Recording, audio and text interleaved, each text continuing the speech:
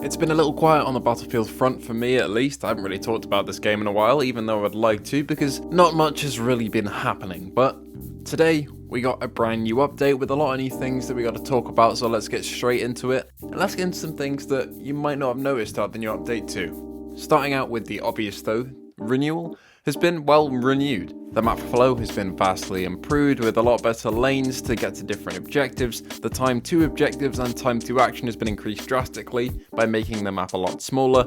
There's more cover in basically every single area of the map, and the visuals are solid as they always were, just with a more militaristic look this time, which I'm completely okay with. Basically every single section on this map has been reworked, just like with Kaleidoscope. Albeit I think there's been more work done to this map because more needed to be fixed. Entire sections have been removed, which is good because it condenses the map into more interesting areas to fight over. Nobody really wants to capture point over a random cliff that means nothing in the overall battle and feels like you're not really fighting over something that's worth something. So now it actually feels like you've got a reason to fight over these objectives rather than them just being placed everywhere. And now they're even more full of cover and good lanes to get to them. It gives you a lot more incentive to run around and try and find different spots to defend or attack, and it overall just improves the experience a great deal.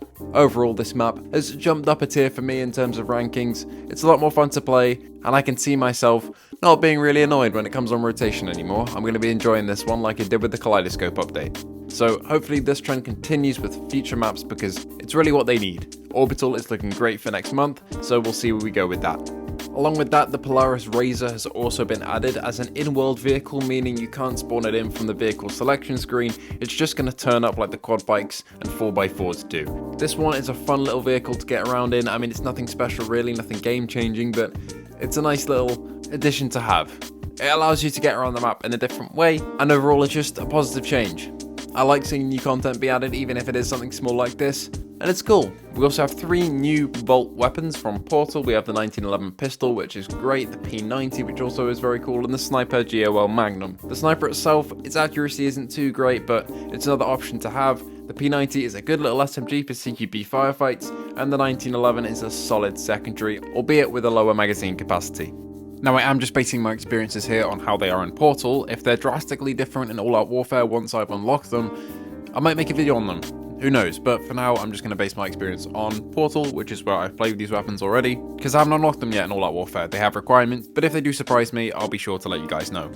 The AM40 and the Avantis LMG have also had their bullet type corrected from SMG headshot multipliers to assault rifle headshot multipliers, so getting those headshots is going to be a lot more damage inducing for both of those guns, so we'll see how that plays out in the balance of the game.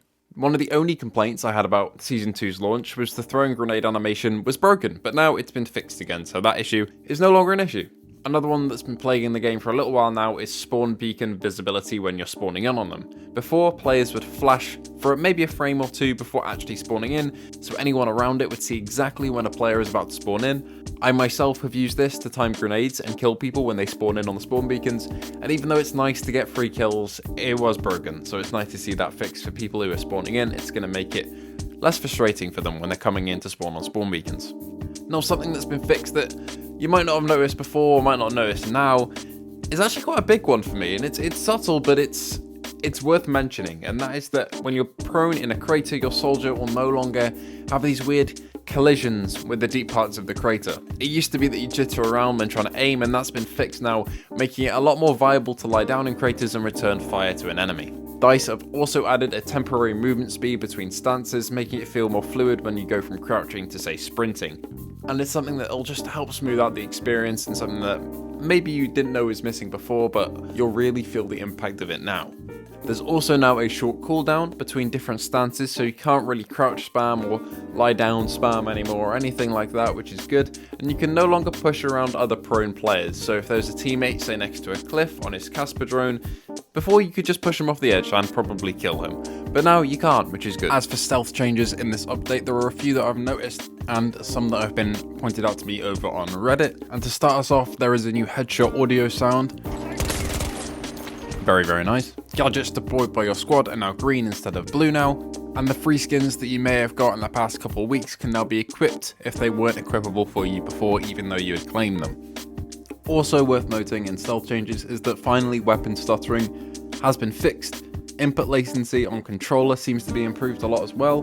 Lasers have a new activation sound. There's a sound for hitting someone with a concussion grenade that's new. The Nightbird rockets are back to rapid fire, which I kind of really don't like. I've been farmed by helicopters these last few games because of that, but we'll see how it plays out in the long run. And there are new audio changes to multi-kills as well, although I haven't got one just yet, so we'll see how that goes. DICE have also revealed that there is actually an event in October that's coming out with a group called the Liquidators that are linked somehow to Oz and the Dark Market, I think. We've never seen anything really like this as in depth in 2042 before, but if you do want to read up on any of the factions that are involved in the conflict in 2042, I will leave a link to Comet's Exodus archives below. He has a comprehensive list of basically everything lore related to this game, so please go and check that out. The link is in the description below. Comet is incredibly talented.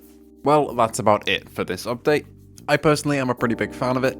I don't think Renewal's quite as good as Kaleidoscope in my eyes, but maybe I'll disagree with myself in a couple days when I've gotten used to it a bit more.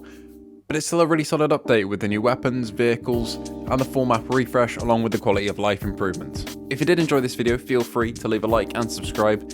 If not, that's okay, but it would be appreciated. And also, what did you think of this update? What do you think of Renewal 2.0, the new guns, vehicles? Leave a comment down below and let me know because I'd love to hear from you. As always, if you do want to come and talk to me or anybody else about this great game, head down to the Low Sodium Discord below. We love talking about Battlefield 2042 and some other titles as well, previous Battlefield titles, other games. Just come and talk to us, and if you've got any burning questions for me, you can come over there and ask me there. So, thank you very much for watching, and I'll see you in the next one.